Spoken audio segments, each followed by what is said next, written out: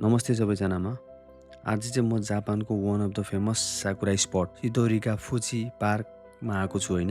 यो चाहिँ कान्तो प्रिफेक्चरको Chiyoda ward टोकियोमा पर्छ के।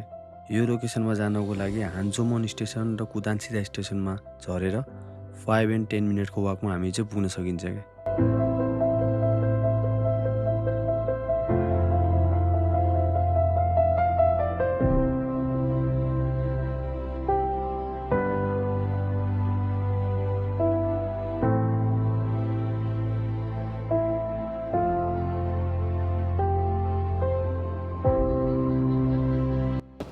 चिदोरीका फुची भन्ने पार्कको यो विशेषता नै यही हो होइन। यस्तो दामी वेदरमा आज होइन, टक्क लाएर यो साकुराको एकदम फुलिरह होइन। यस्तो दामी भ्यू छ, टक्क बोटिङ पनि गरिरह, मान्छेहरू आनन्दले घुइँचो छ। त्यस्तै धेरै भिड चाहिँ छैन मान्छेहरू होइन, जे भए पनि, तर राम्रै भिड छ। भ्यूहरू चाहिँ त्यही हो, असम छ। चेरी ब्लोजमको यो भ्यू चाहिँ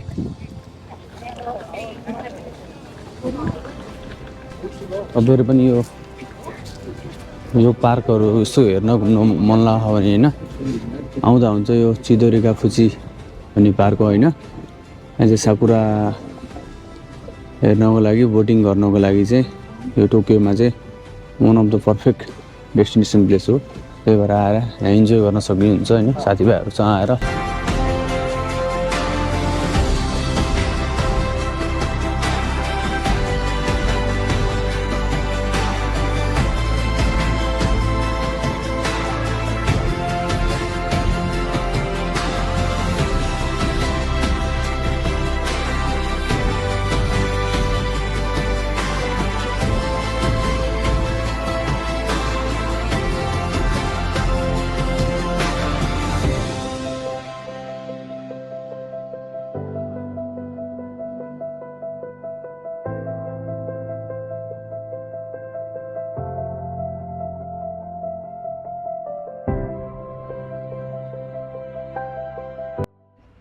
त्यही हो, यो स्पोर्टमा चाहिँ अब होइन, म चाहिँ यो टोकियोमा भएको कारणले गर्दाखेरि चाहिँ म चाहिँ यो खासा स्टेसन नजिकै बस्छु होइन। यो ठाउँ चाहिँ हान्जोमन स्टेसनबाट र कुदान्सिदा स्टेसनबाट चाहिँ एकदम 5-7 मिनटमा आइपुग्न सकिन्छ।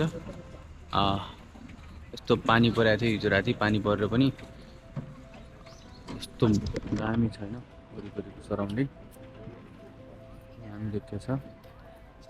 कलार साकुरा बोटिङ गर्नलाई पनि यहाँनिर कलार बोटिङ गर्न मन लाग्यो।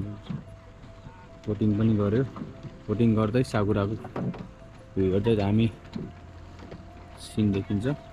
त्यही नै यो ठाउँको रमणीय मजा भनेको चाहिँ अब बोटिङ गर्दै अब साकुराको भ्यू हेर्दै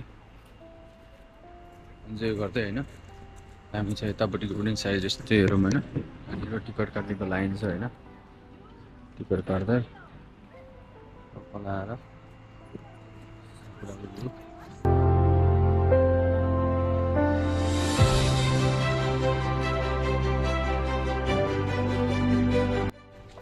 त्यही हो।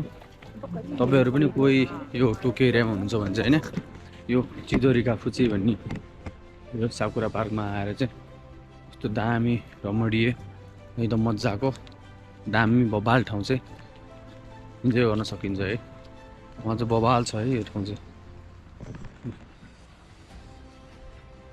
यताउति होइन। सबै यहाँनिरबाट बोटिङको सिनहरू, बोटिङ गर्दै सम भ्यू छ।